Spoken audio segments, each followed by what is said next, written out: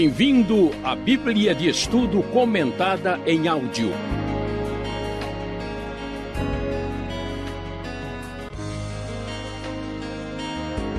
Estudo 53, baseado em Êxodo 17 e 18.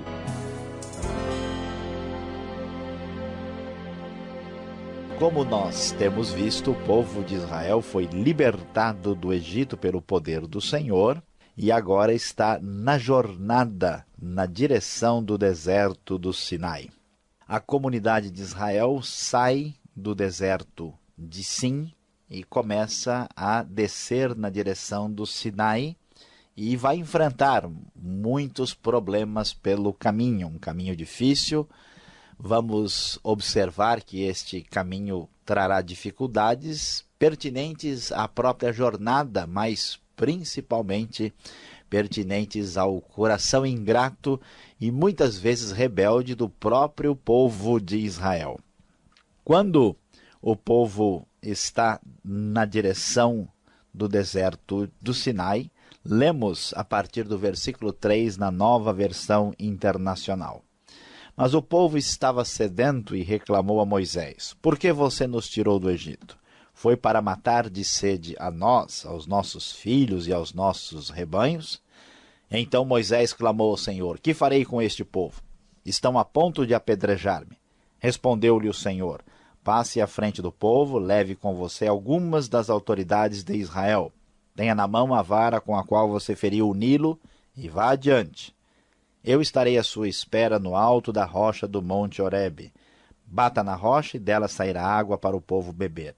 Assim fez Moisés à vista das autoridades de Israel e chamou aquele lugar Massá e Meribá, porque ali os israelitas reclamaram e puseram o Senhor à prova, dizendo: o Senhor está entre nós ou não?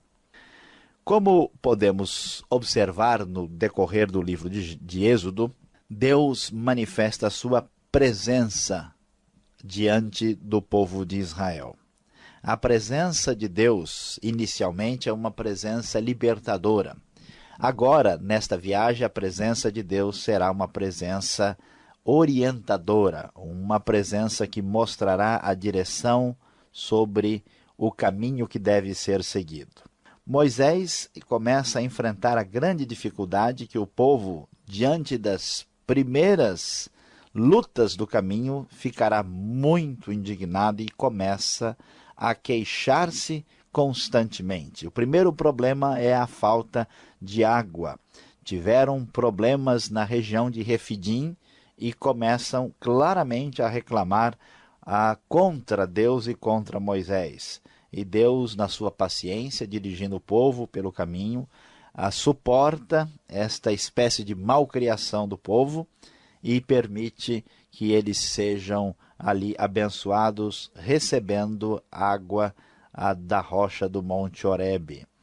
E vamos ver que ficou registrado na história, Massá significa provação e Meribá significa rebelião. O povo deu trabalho para Moisés e rebelou-se contra o próprio Deus. Prosseguindo adiante, na viagem, ainda no capítulo 17, nós vamos ter um confronto entre os israelitas e os amalequitas. A luta vai se iniciar entre os dois, porque os amalequitas se colocam como adversários no caminho. E o texto da NVI nos diz, a partir do versículo 10, Josué foi então lutar contra os amalequitas, conforme Moisés tinha ordenado. Moisés, Arão e Hur, porém, subiram ao alto da colina. Enquanto Moisés mantinha as mãos erguidas, os israelitas venciam. Quando, porém, as abaixava, os amalequitas venciam. Quando as mãos de Moisés já estavam cansadas, eles pegaram uma pedra e a colocaram debaixo dele para que nela se assentasse. Arão e Hur mantiveram erguidas as mãos de Moisés, um de cada lado, de modo que as mãos permaneceram firmes até o pôr do sol. E Josué derrotou o exército amalequita ao fio da espada. Vemos as ameaças no caminho para que o plano de Deus chegue realmente ao final. Lembre-se que a aliança de Deus está proposta desde Abraão, que o povo vai ser numeroso, vai ser abençoado, e vai chegar à terra e herdá-la. No entanto, as lutas e as dificuldades aparecem. O próprio povo é a maior dificuldade nesse caminho de lutas e de problemas, porque em qualquer problema, qualquer dificuldade, eles reclamam e sentem saudades do Egito e começam a criar problemas para a liderança de Moisés.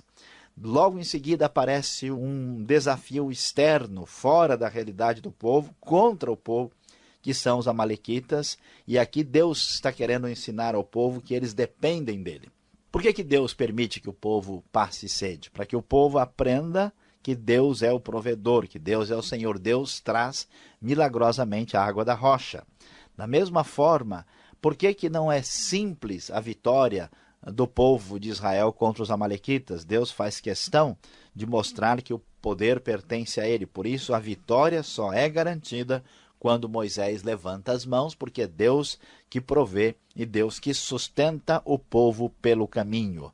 O caminho é difícil, o povo parece ser mais difícil, e só Deus para vencer todas estas dificuldades. Chegando ao capítulo 18, vamos encontrar o texto que nos fala sobre o encontro de Moisés com o Jetro, que era sacerdote de Midian, alguém que era o pai de Zípora, a esposa de Moisés, e um homem que ainda estava aprendendo com mais detalhes sobre o Deus de Israel. E o texto diz que ao acontecer esse encontro entre os dois, Jetro recebeu as notícias das grandes vitórias do povo de Israel e da grande libertação que Deus havia trazido. Diz o texto da Nova Versão Internacional que Jetro alegrou-se ao ouvir todas as coisas boas que o Senhor tinha feito a Israel, libertando-o das mãos dos egípcios. Disse ele: bendito seja o Senhor que libertou vocês das mãos dos egípcios e do faraó, que livrou o povo da mão dos egípcios. Agora sei que o Senhor é maior do que todos os outros deuses, pois ele os superou exatamente naquilo de que se vangloriavam. Então Jetro, sogro de Moisés, ofereceu um holocausto e sacrifícios a Deus, e Arão veio com todas as autoridades de Israel para comerem com o sogro de Moisés na presença de Deus. Aqui nós vamos encontrar um momento de celebração especial, quando Jetro, um homem que está ainda conhecendo com mais detalhes quem é o Deus de Israel, pois ele é um sacerdote de Midian, não temos tantos detalhes sobre o seu ofício religioso, mas ele fica sabendo que o Deus verdadeiro, o Senhor, o Javé, ele intercedeu em favor de Israel. E a grande confissão extraordinária aparece no versículo 11. Agora ele sabe que o Senhor é maior que os outros deuses, pois ele mostrou que era poderoso exatamente naquilo em que os deuses diziam que era o maior. Por exemplo, quando Deus propiciou a escuridão no Egito, os egípcios adoravam o sol. Então isso mostrava como o Senhor era maior que o sol, maior que o Deus do Nilo, maior que todos os deuses egípcios. E aqui então Jetro reconhece o poder do Senhor, e há uma grande celebração, uma grande festa familiar e religiosa, sabendo que Deus, realmente o Deus que traz livramento, que orienta o caminho, que traz a provisão, que ensina o povo, está no comando da situação. Ainda neste mesmo contexto, antes de terminar o capítulo de número 18, nós temos um caso muito interessante, quando Moisés conversa com o próprio sogro a respeito do que estava acontecendo na sua relação com o povo. O povo não só reclama, o povo não apenas tem inimigos pela frente, o povo tem dificuldades administrativas. Quem diria uma coisa dessa nos tempos da Bíblia? Diz então o texto que Moisés conversou com o sogro a respeito da dificuldade de lidar com todos os problemas do povo, e veja só, princípios de administração que surgem na Bíblia lá no livro de Êxodo, capítulo 18. Respondeu o sogro de Moisés, conforme a NVI: o que você está fazendo não é bom. Você e o seu povo ficarão esgotados, pois essa tarefa lhe é pesada demais. Você não pode executá-la sozinho. Agora ouça-me, eu lhe darei um conselho e que Deus esteja com você, seja você o representante do povo diante de Deus e leve a Deus as suas questões. Oriente-os quanto aos decretos e leis, mostrando-lhes como devem viver e o que devem fazer. Mas escolha dentre todo o povo homens capazes, tementes a Deus, dignos de confiança, inimigos de ganho desonesto. Estabeleça-os como chefes de 1000, chefes de 50 e de 10. Eles estarão sempre à disposição do povo para julgar as questões. Trarão a você apenas as questões difíceis, as mais simples decidirão sozinhos. Isso tornará mais leve o seu fardo, porque eles o dividirão com você. Se você assim fizer, e se assim Deus ordenar, você será capaz de suportar as dificuldades e todo este povo voltará para casa satisfeito. Moisés aceitou o conselho do sogro e fez tudo como ele tinha sugerido. Escolheu homens capazes de todo Israel e colocou-os como líderes do povo, chefes de 1000, de 100, de 50 e de 10. Esses ficaram como juízes permanentes do povo. As questões difíceis levavam a Moisés, as mais simples, porém, eles mesmos resolviam. É interessante que Jetro, alguém que ainda não conhece tanto sobre o Deus de Israel, é usado pelo próprio Deus para trazer conselhos úteis e importantes para Moisés. Aqui nós vemos os princípios mais sábios da própria fundamentação da administração moderna. O que nós vamos observar? Jetro diz: Moisés, você não pode fazer tudo sozinho. Escolha pessoas que possam auxiliá-lo. É o princípio de distribuição de tarefas. E assim, você precisa ter um princípio de seleção. Precisa de pessoas, de homens que tenham capacidade.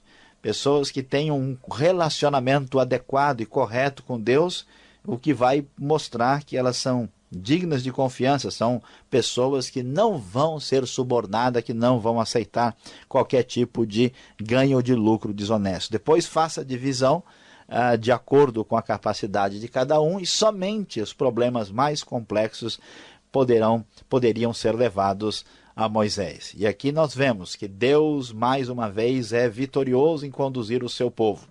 Quem será realmente mais difícil, o povo ou o caminho? As dificuldades maiores, talvez, poderíamos pensar, estavam no caminho, mas, na verdade, os problemas mais difíceis estão exatamente com o povo, estão com aqueles que fazem parte da comunidade da fé. Deus é vitorioso na reclamação do povo. Deus é vitorioso na luta contra os amalequitas que querem atacar e destruir Israel. Deus é vitorioso provendo um conselho especial para que Moisés saiba como lidar sabiamente com o povo. Louvado seja o Deus que é maior do que as dificuldades de todo esse povo.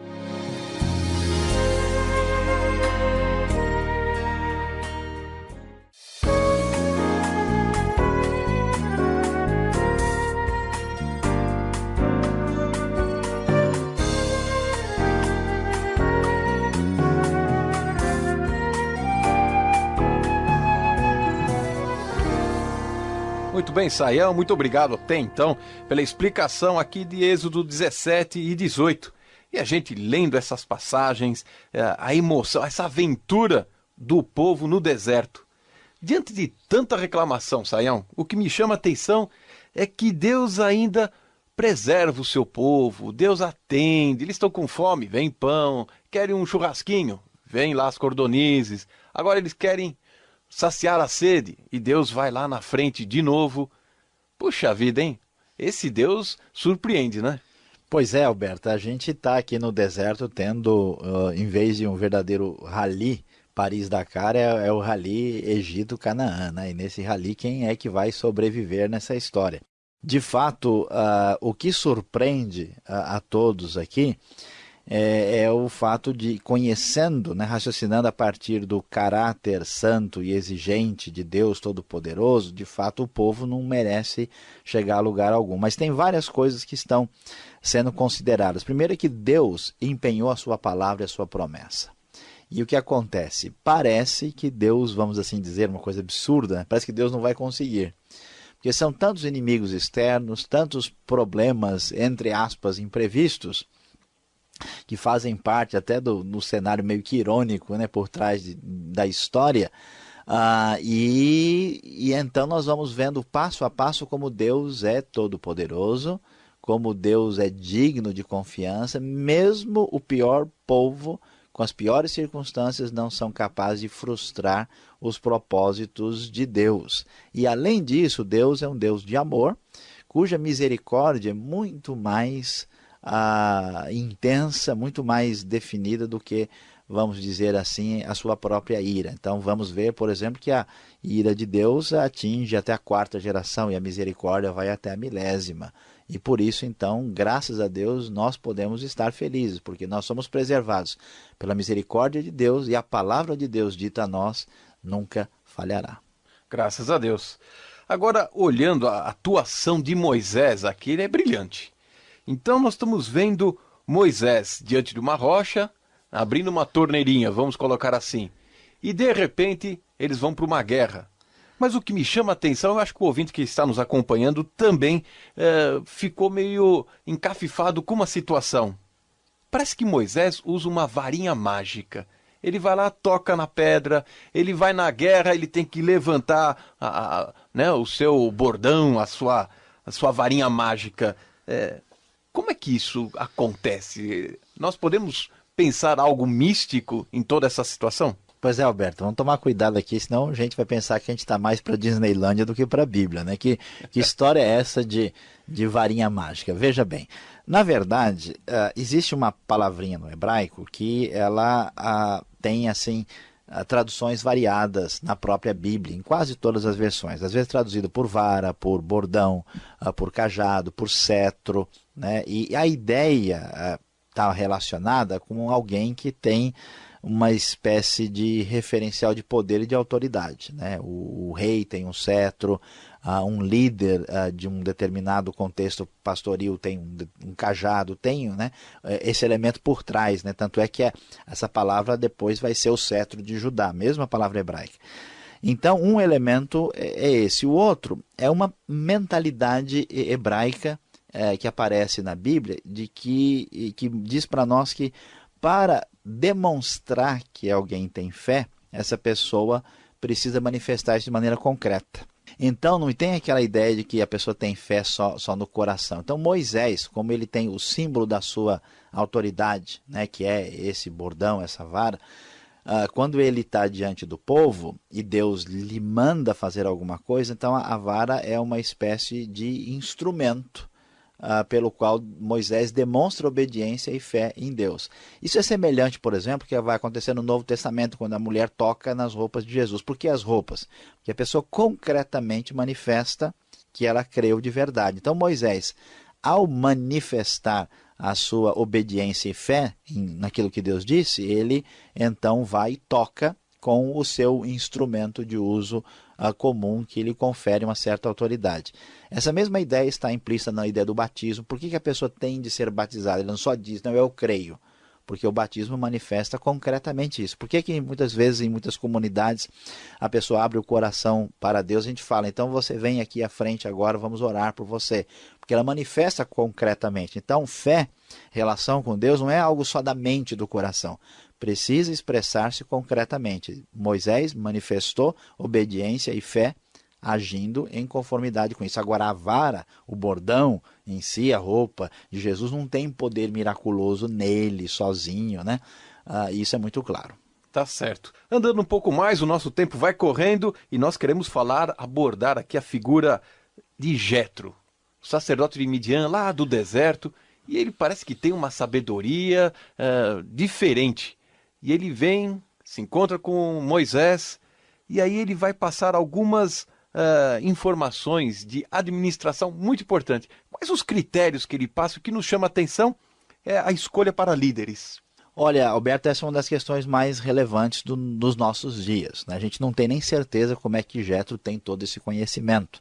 Talvez, vamos assim dizer, fosse a área dele, né? E Moisés tivesse outro tipo de preocupação e não fosse seu centro de atenção principal.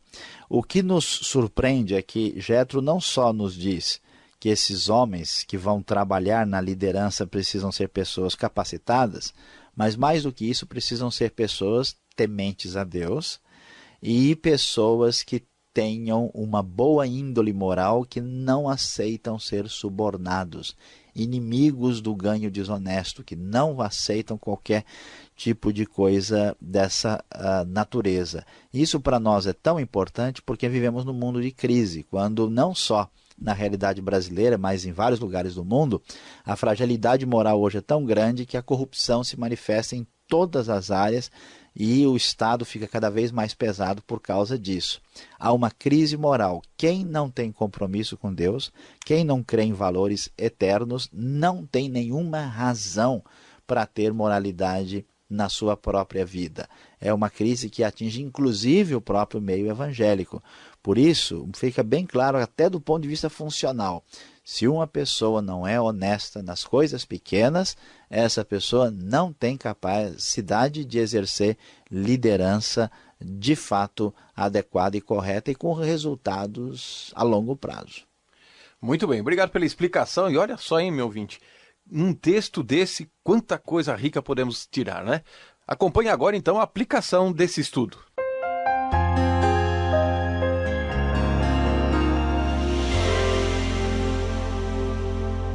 Hoje estudamos no Rota 66, Êxodo capítulo 17 e 18, falando sobre o tema quem é mais difícil, o povo ou o caminho.